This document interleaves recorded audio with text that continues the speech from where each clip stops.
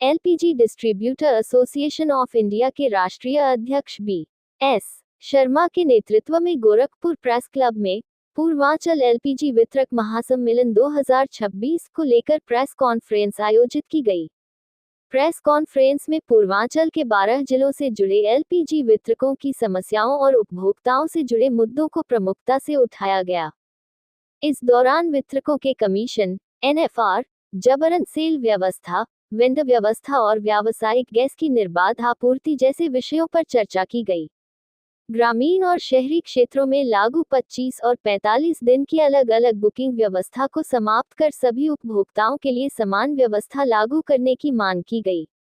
इसके साथ ही कंपनी की नीतियों से उपभोक्ताओं को हो रही परेशानियों, निजी पीएनजी को बढ़ावा देने से उत्पन्न चुनौतियों और अधिकारियों के खिलाफ भ्रष्टाचार की शिकायतों को भी प्रमुखता से उठाया गया। प्रेस कॉन्फ्रेंस में वितरकों की समस्याओं के समाधान के साथ उपभोक्ता हितों की रक्षा की मांग की गई। शर्मा हूं, मैं राष्ट्रीय अध्यक्ष हूं एलपीजी डिस्ट्रीब्यूटर एसोसिएशन का। हमारी 2-3 बहुत इश्यूज हैं, जिसमें ग्रामीण क्षेत्र के उपभोक्ताओं को 45 दिन में बुकिंग, शहरी 25 दिन। पीएनजी उपभोक्ताओं के ऊपर थोपी गई है कि जहां पीएनजी पाइपलाइन है वहां पीएनजी लेना अनिवार्य किया गया है। दूसरा, हमारा कमीशन पिछले 9 साल से नहीं बढ़ा है, 35 रुपये में होम डिलीवरी करवाई जा रही है। इस इशू को लेकर के अभी हमारा भोपाल में जुलाई में सम्मेलन हुआ और 26 अक्टूबर को हम लोगों ने जंतर मंतर में प्रदर्शन करने का निर्णय लिया है।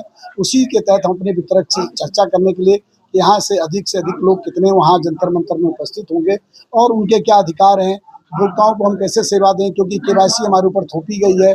और ये जो समस्याएं हैं, ऑनलाइन बुकिंग, ओटीपी समय पर आपूर्ति नहीं होना, और इन सब के लिए वितरक को दोषी ठहराया जाता है। तो इस समस्या से निजात कैसे दिलाएं हम वितरक और उपभोक्ताओं को। और जबरदस्ती एनडी और एफटीएल हमारे ऊपर थोपा जाता है, इंडेंट को मॉडिफाई कर दिया जाता है। ये हमारे सब इशू हैं। इस इशू को लेकर के हम लोग आज यहाँ सम्मेलन गोरखपुर में करने जा रहे हैं। जो क्षेत्रीय आसपास के जिले हैं, जिसमें से कुशीनगर, महाराजगंज और आसपास के आजमगढ़, गाजीपुर, ये जो आसपास के जिले हैं, वहाँ के लोगों को हमने यहाँ आमंत्रित किया है और हम लोग चर्चा करके और 26 अक्टूबर की तैयारी करेंगे। उसको निजात दिलाने के लिए क्या कुछ रोड मैप तैयार हो रहा है, क्या कुछ?